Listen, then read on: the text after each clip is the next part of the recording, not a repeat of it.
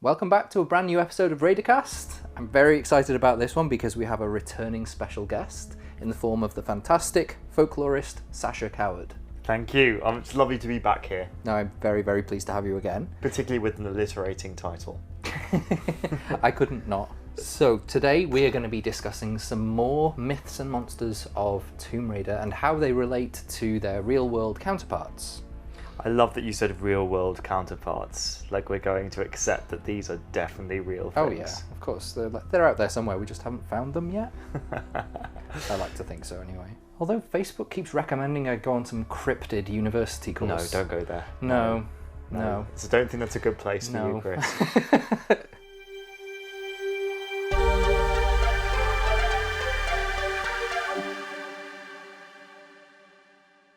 Right, okay, we're going to dive straight into this episode. The first creature we are going to be talking about is a Chinese dragon. In Tomb Raider 2, we are told the story of an ancient Chinese emperor who harnesses the power of a mystical dagger, which when he plunges it into his own heart, he transforms into a gigantic dragon, this huge horned dragon. It can breathe fire. It's a very sort of stereotypical dragon. It doesn't have wings. Mm-hmm. Then later on in the game, Lara follows an Italian mobster with the same goals. He wants to harness this power, and he does. He stabs himself with a dagger and he transforms into this gigantic dragon as well. And Lara faces off against him in the form of this dragon. Now, one thing about this dragon is that when Lara is fighting it apparently seems to die and is reborn. It gets knocked out, it gets back up again. It always has this sort of You're cyclical... never going to keep it down. Yeah. Carry on. Eventually, Lara does defeat it by pulling this dagger out of its heart, and it dies. So what can we talk about the real-world myth of Chinese dragons?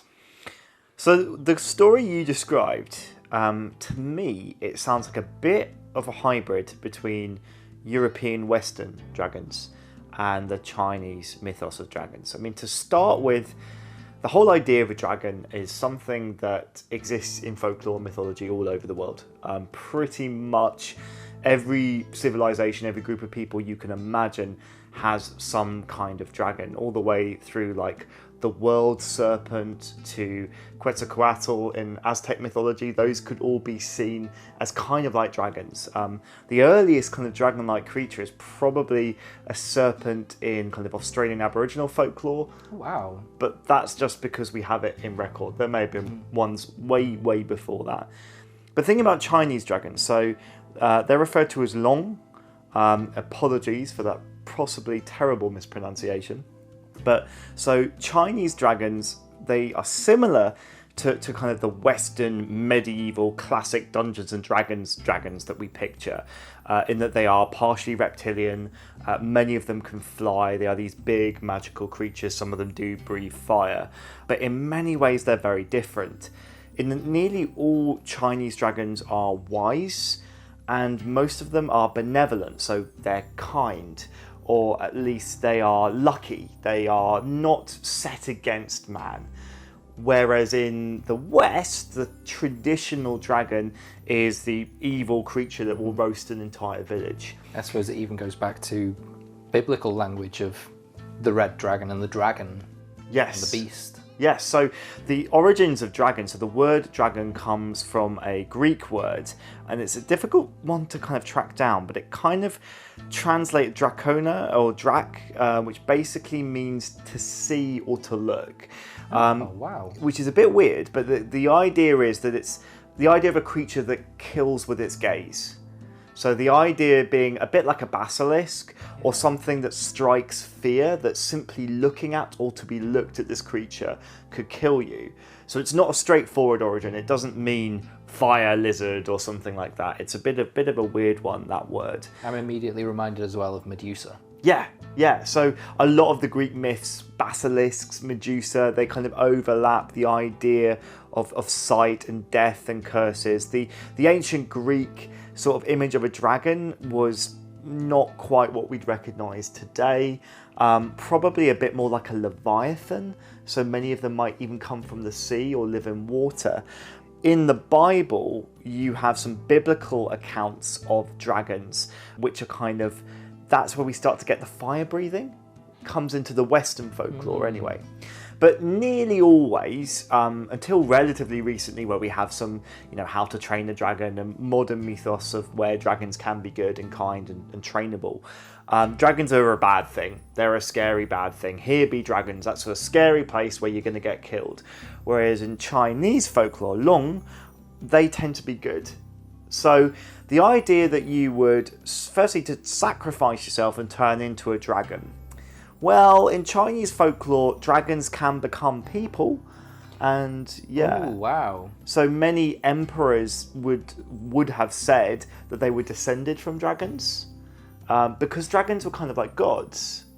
I now think I've heard the phrase Dragon Emperor outside of Tomb Raider. Yes. So that's a legit thing. Fantastic. So this is where they would have got the idea from, I assume. Yeah. So dragons taking the form of humans, humans taking the form of dragons. Dragons were a very much shape-shifting creatures. So a little bit like gods in, say, ancient Greece, where you have Zeus could transform into anything to come and interact. Like a swan. Yeah, or golden rain. Oh, God. Yeah, all kinds of very problematic, weird things there.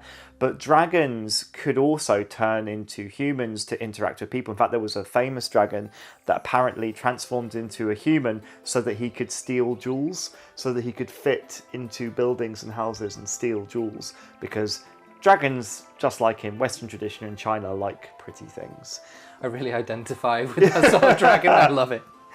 Yeah, but I think the interesting is, they're good creatures. They can give you wishes. They, if you've ever watched Neverending Story. Only very recently. Wow.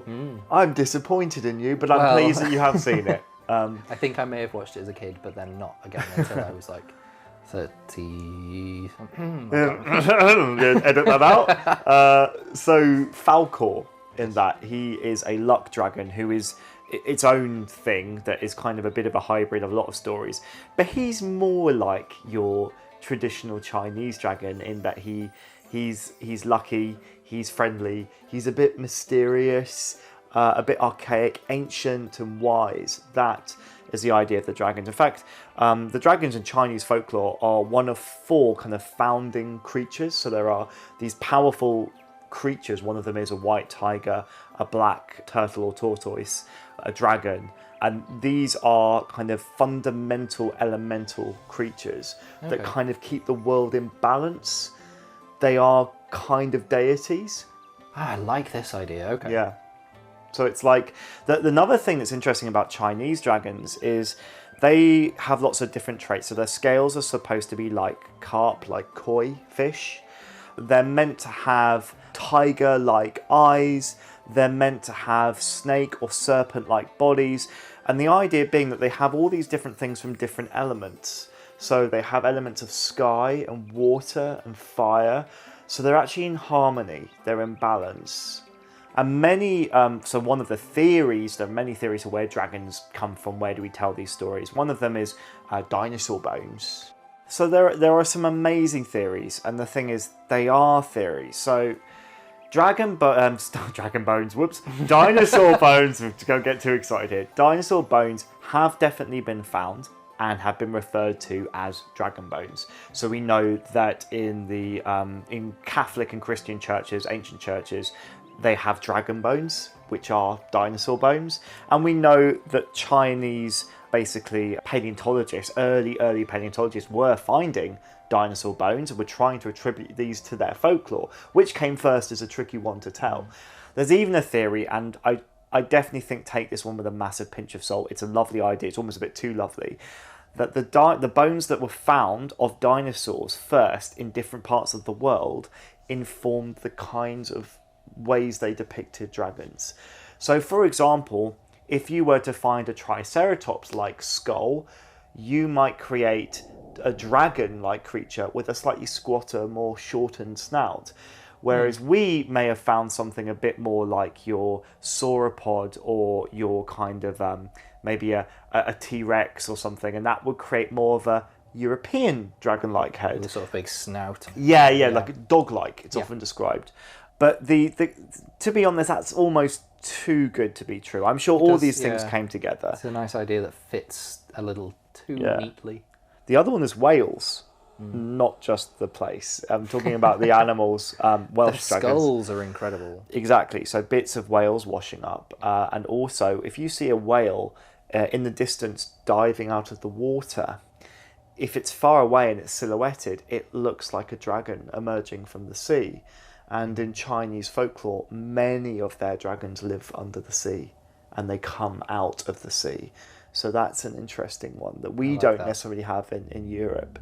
So your dude kind of sacrificing himself, that seems like a bit of a sort of mishmash of Japanese tradition. Maybe there's a sort of bit of soul transfer or something along those lines involved. Yeah, a bit of kind of borrowing from different Asian cultures. I mean, Japan has dragons. Ryu is the Japanese word for dragon, that have their own tradition. And then soul transference, so dragons can turn to humans and humans can turn into dragons, that is possible. But those dragons are much more likely to be good creatures. Not all of them, but most of them would be good. So you've then got this kind of hybrid of those different stories. I like it. That works really well. Yeah, it's cool, isn't it? I really like it. Yeah, dragons are cool. Not as They're cool my as favourite. mermaids, but you know, what can you do?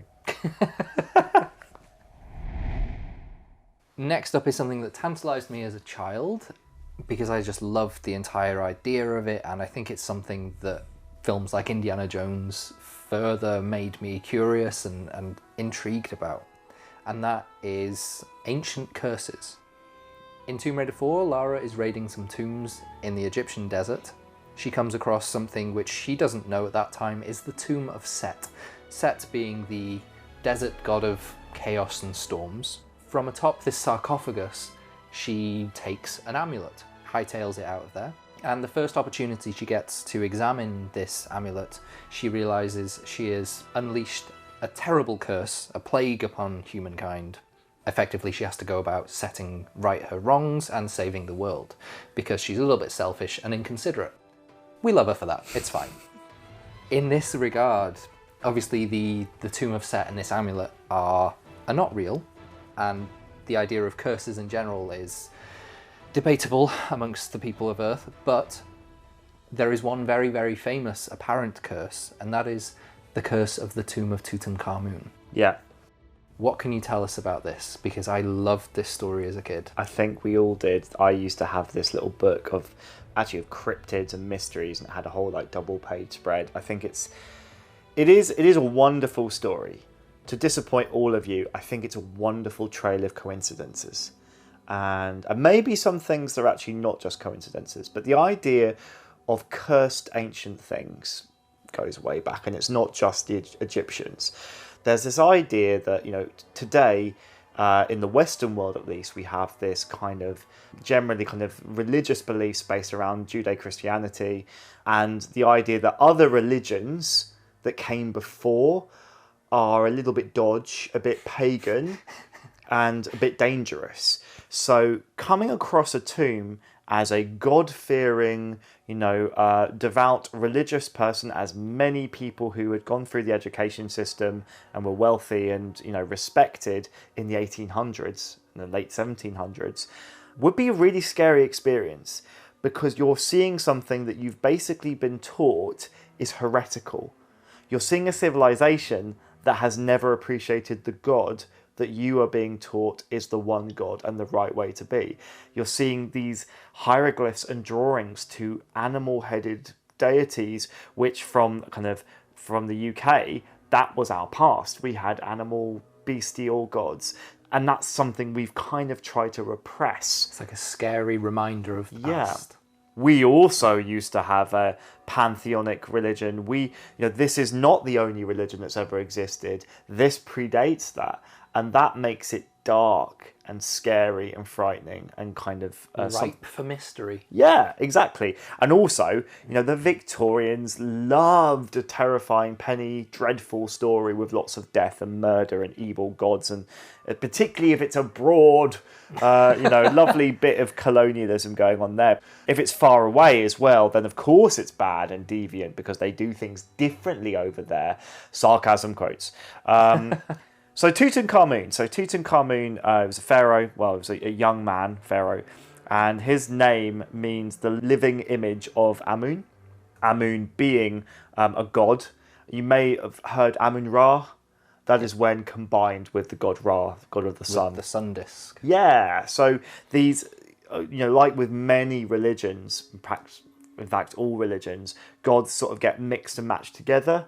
At different points in time, they get spoken about in different ways. But Tutankhamun, like all pharaohs, was believed to be the living embodiment of a god. He was, as we might say today, a godhead. Like he was the human equivalent of God, and therefore an incredibly sacred being. And so, like all people with power, who was respected, who was seen as a god, who was buried after death, he was buried with all of his possessions. He was buried with things to sustain his spirit after death, to keep it happy. And also, everything that was with him had to stay with him. So all of his organs, whilst they might have been extracted, they were kept in canopic jars. They were in the tomb with him. And the belief being in ancient Egypt that your body was also your soul. So if you were to remove a finger away from your body after death, then your soul would not be able to continue its time in the afterlife. Everything had to be kept together. The mummification process was about preparing your body for a journey into the afterlife, for preserving that connection between body and spirit. Therefore, disturbing it, taking something like Lara, go to accessorize like the rest of us if you want a nice necklace. Taking something from there disrupts. So tomb raiders were always being dissuaded. Like grave robbery was a grave sin. Sin. I didn't even mean to. Amazing. Sorry. Oh God, I'd make a fantastic dad. Stealing that's really sacrilegious. That disturbs the sacred process of allowing this godhead, this god boy, to go back to where he belongs. And therefore, in many of the pyramids, you will see fake tunnels that would actually not lead anywhere, or would kind of labyrinth, like to mislead people. So you'd have the entrance that would look like the main entrance that will just lead to a dead end, or to a sort of a little fake chamber, and then the real chamber would be somewhere else. As far as I know, there aren't any like proper booby traps. Like you don't get like falling floors, but please correct me if I'm wrong. But yeah, this is not something you're meant to do. So the process of disturbing that has always been seen as kind of you are disturbing the ancient dead, and we already think this religion is a bit scary and pagany, and what if they take revenge? There are also many kind of symbols and cartouches. So cartouches are carvings and symbols that you will find particularly around ancient Egyptian royalty that are meant to be sort of seals or guardians, protectors. There are symbols known as Ka, which may take the form of basically a person with bird wings. And these are kind of sometimes guardians of spirits, or they are symbols of the spirit of the person buried there. And so there's ripe for getting a bit scared. So when Howard Carter famously found Tutankhamun's burial site, it was incredible. The stories of the lantern catching the gold, just a sea of incredible ornaments, almost laid out as a museum piece, ready to go, just thousands of things. Incredible find. And they started to ship things out. The story goes, the first thing I heard is that there was a kind of a young boy who was an Egyptian boy who was helping and kind of running errands, and he ran back to the house where there would have been a bird cage which had a canary in it, a pet canary, and instead of a canary they found a cobra had eaten the canary and had crawled inside the bird cage. Oof. Which, as the cobra is a symbol of the Egyptian royalty, so particularly associated with Wadjet. So Wadjet is a protector deity. She is a goddess with a snake head. So you've got all of this stuff going together. There's this evil snake appears the day that we discover this tomb, and it's eaten the canary of the people running the expedition. And then from then onwards, I know it's just... I love the sort of image that Tutankhamun's spirit is up there going, those bastards, right? Go and eat his bird. Go and get his bird. That'll show him. That sounds, yeah, when you think of it that way, it sounds a bit Tom and Jerry. That here's the really scary way that's kind of described. It's the idea that you have infiltrated the tomb of the pharaoh. So now the pharaoh has infiltrated your life and your existence. The snake is a symbol of the will of the pharaoh and of the Egyptians is now active in your world, which is a terrifying concept.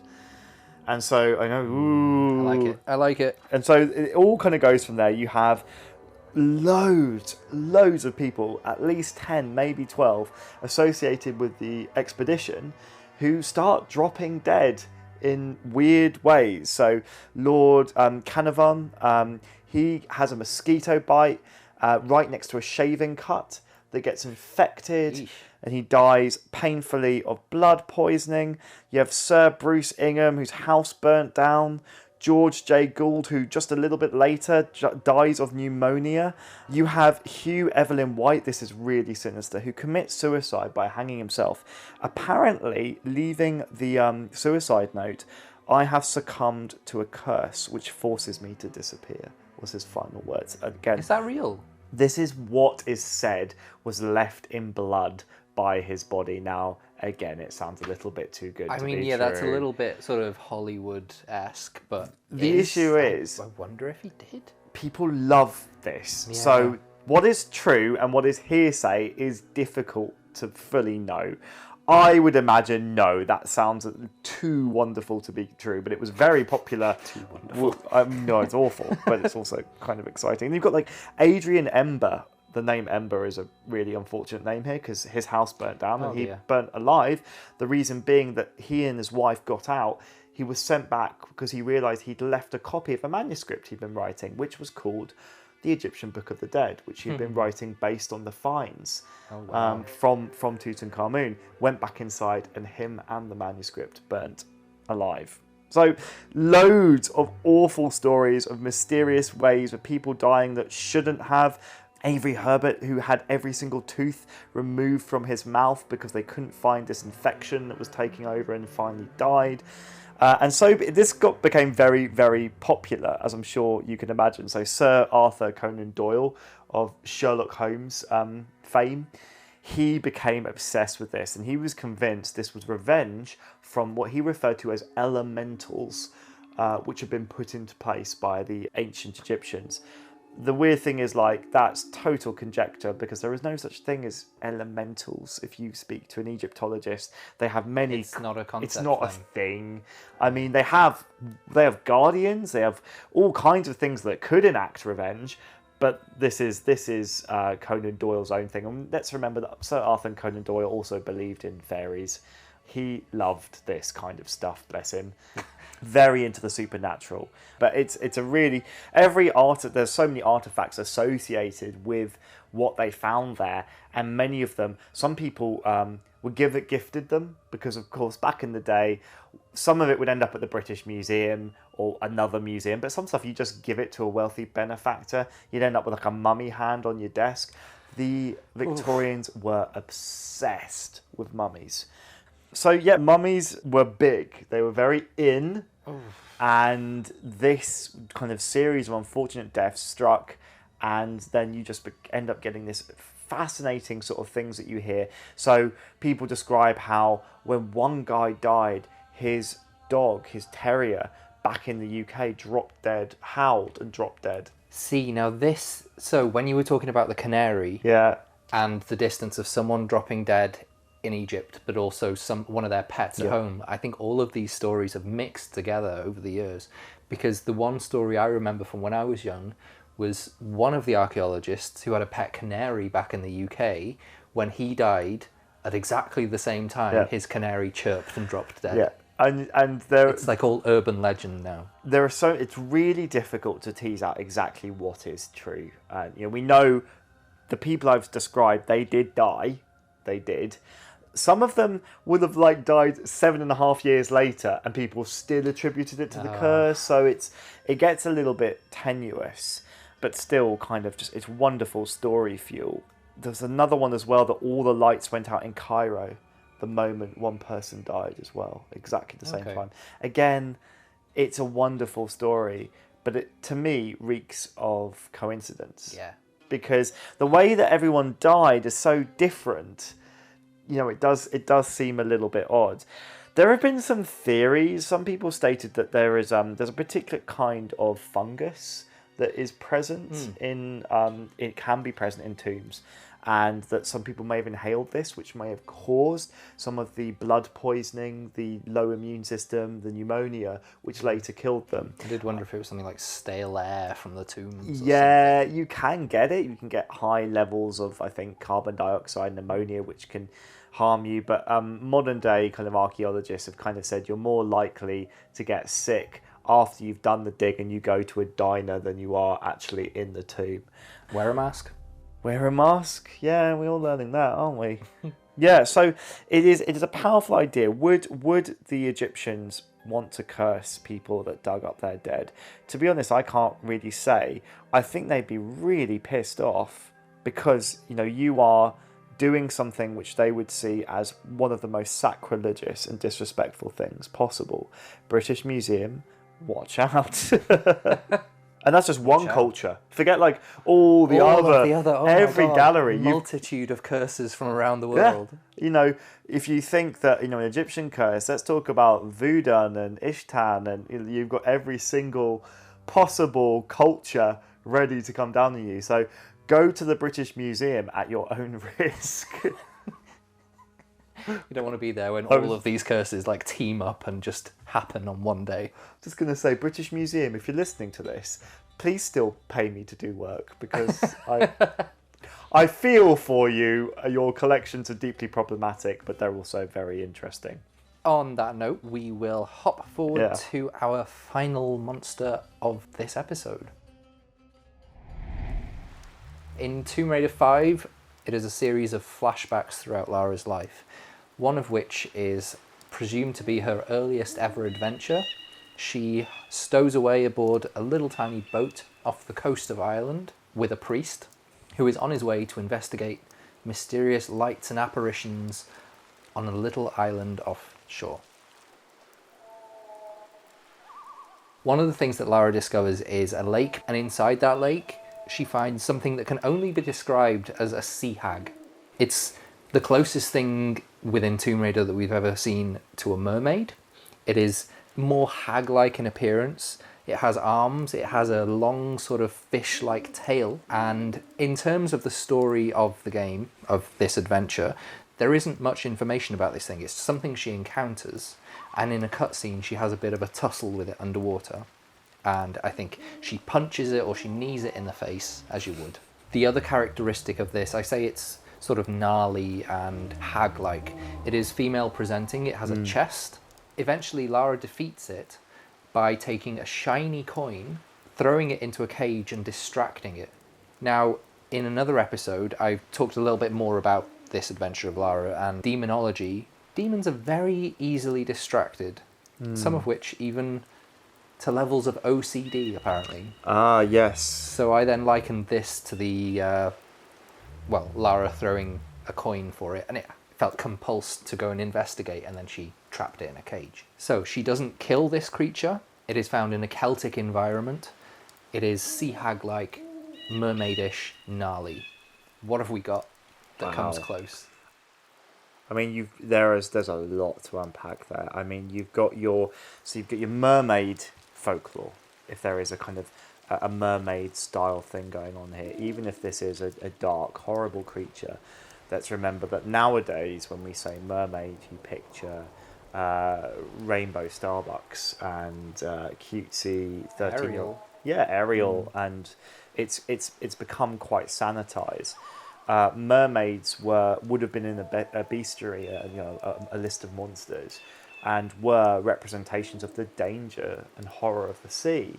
And whilst mermaids can be beautiful sirens that draw you and distract you, or kind of flirt with sailors, or maybe even rescue them, they can also be horrible creatures that eat sailors. They can, if you take, for example, the idea of the Fiji mermaid, which became really popular in the sort of 1800s, this was where bits of pickled fish would be sort of taxidermied onto bits of desiccated monkey, stitched together, and you create these taxidermied nightmare fuel, like horrific looking mermaid-like monstrosities, and you'll see these in many museums around the world. They're very popular at P.T. Barnum's Circus, but you can find them in museums around the UK as well. There is one at the British Museum, the Horniman Museum. I think I've seen the Horniman one. Yeah, it's gnarly. It's a sight to behold. It's like everything that's worst about a baby mixed with everything that's it's horrendous. It is absolutely horrible, and if I remember correctly, its arms looked way too long for its body. Yeah. To the degree where I didn't picture it in an underwater environment. I closed my eyes and I saw this thing dragging itself along my kitchen floor in the middle of the night, and me being terrified. It's designed to do that. It's designed to be horrible. But people have been creating disgusting sea creatures, horrible mermaids, because mermaids can also be horrible. And around the world, you have stories like in Aboriginal folklore, they have a creature called the York York. It's called York York because that's the sound it makes. York York. Yeah. So an amphibious creature that will prey on children. Again, often female presenting, they lurk in lakes and then will draw you into the sea and drown you. But that's the other side of mermaids. That's the side of mermaids that I find really fun and fascinating, that they are beautiful creatures, but they can be dark, twisted, nasty creatures too. So that image that you've described is playing into that archetype of the dark and terrible. Also, the twisted feminine. So in archetypes, when we say archetypes, in fairy tales and storytelling around the world, we have particular characters that we sort of write and rewrite again and again. And for women, there is the classic one, which is Mother, Maiden, Crone. Yeah. So the triple goddess. Exactly, yeah. So you have this idea, and that when a woman is represented, she is either going to be a maiden, so either virginal or kind of sexual, or a mixture or hybrid of both. The mother, so the kind of the most beloved symbol, Mary, caring, nurturing, and then the dark side, the feminine, is the crone, the old, with knowledge and wisdom, but possibly malevolent. So you kind of get this kind of creature. And going on to the term hag, so we're talking about, well, witches and ancient women, the kind of idea of taking the female form and turning it into something terrifying. The idea being like, what could be more scary than a woman that eats children? Now, the reason for that, you've got Hansel and Gretel and everything, this character type of a witch that takes what a woman is supposed to do. When I say supposed to do, we are talking about thousands of years of Western culture prescribing, from a patriarchal perspective, how women should behave. And when you turn that on its head, for a long time, that is seen as terrifying, because anything that you expect that you then flip on its head is often been turned as a moralizing story or a way to frighten children. So yeah, the hag is like everything that a woman shouldn't be. Old, shouldn't be hideous, shouldn't be wicked, all of these things. And then as she's associated with water and the sea, you have this kind of other specific thing with witchcraft. You have sea witches. So you have many, many sea witches, from Ursula in the Disney's The Little Mermaid, but she also appears not in her octopusy form in the original Little Mermaid by Hans Christian Andersen. What's her form there? Well, she's probably more like a mermaid. She looks more like Ariel. She's just kind of a haggard, kind of witchy version of that. Ursula in the Disney film is a Sicilian sea witch, so this is half human, half octopus, which you will sometimes see in Greek and Roman mythology. Okay. Much less common, though, than mermaids. But you have, like, Calypso. So Calypso was the sea witch in the Odyssey of the Caribbean? Yeah, but she is. She's in that. And I love that they gave her, like, a Jamaican form, because, you know, West African tradition also has its line of mermaids and sea witches. Mami Wata being a form of kind of female elemental spirit that sometimes looks a bit like a mermaid. So that's a nice connection they've drawn in the film. But Calypso is, from an ancient kind of Greek narrative, she is a sea witch or a sorceress who is associated with the water. In fact, sometimes it's said that she is born a nymph, and she is born of the gods of the sea, or sometimes she's the child or one of the titans associated with the sea. And she basically captures Odysseus and keeps him sort of hostage, although he's not too keen to leave as well. She kind of keeps him hostage partially by being really charming and offering him her love and immortality and a safe place to stay and singing and music, using her feminine wiles to There we go. There it is. Yeah. There's the sexism. Did you spot it? So she kind of keeps him captive. The word calypso coming from the Greek kalypto, which means to cover or to deceive. Conceal. Yeah, to conceal. Yeah. So that's another archetype. The idea, women of the sea. Sea is mysterious. Women are mysterious if you are a patriarchal man, and therefore you create this archetype of the wicked, misleading woman. So sea witches are this interesting and dark mix of everything we're scared about of the sea and everything we fear about women. The same going for mermaids. You can be killed by their beauty, but also it's terrifying if they're ugly. You can never win. So your sea hag sounds like it is combining a lot of things. The thing with the coin is really interesting because it sounds like you've discussed this with demonology, but the idea being that yes, demons and the devil are associated with obsessive compulsive tendencies. The idea being that if you are being pursued by the devil, you should throw rice or salt onto the floor, and they'll need to pick them out, pick up the, or you can... That's it's a luck thing, isn't it? When you're eating, if you throw salt over your shoulder. Because they have to pick it all up obsessively. Or you can do something, you can do salt and pepper, and they have to sort them out obsessively. Which is I'm someone who's diagnosed with obsessive compulsive disorder. It's interesting to see that archaic connection between mental illness and being demonic.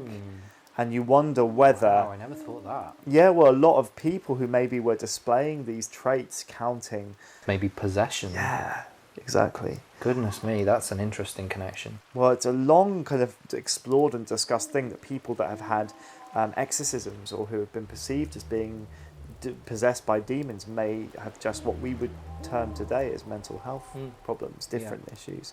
Schizophrenia, obsessive compulsive disorder. Yeah. So it's a really interesting amalgam. I like to hear when video games don't just go, we're going to do a mermaid. They've kind of drawn from lots of sources and sort of created something a little bit unique that fits into a lot of different stories. That was absolutely fantastic. And I learned so much, and this was one of my favourite episodes I've ever recorded. Oh, Chris. So cool. Thank you. That was thank really you fun. So much. Thank you for joining us again for Monster Manual Volume 2. Well, you've got to pick some more monsters for next time then. Damn right. Yeah. You'll be back for Monster Manual Volume 3. Can't wait. So thank you so much. Thank you. If you enjoy Raidercast, don't forget to like and subscribe. You can find me on Twitter and Facebook at RaidercastPod and Instagram at Raidercast. Until next time, keep safe, keep happy, keep raiding.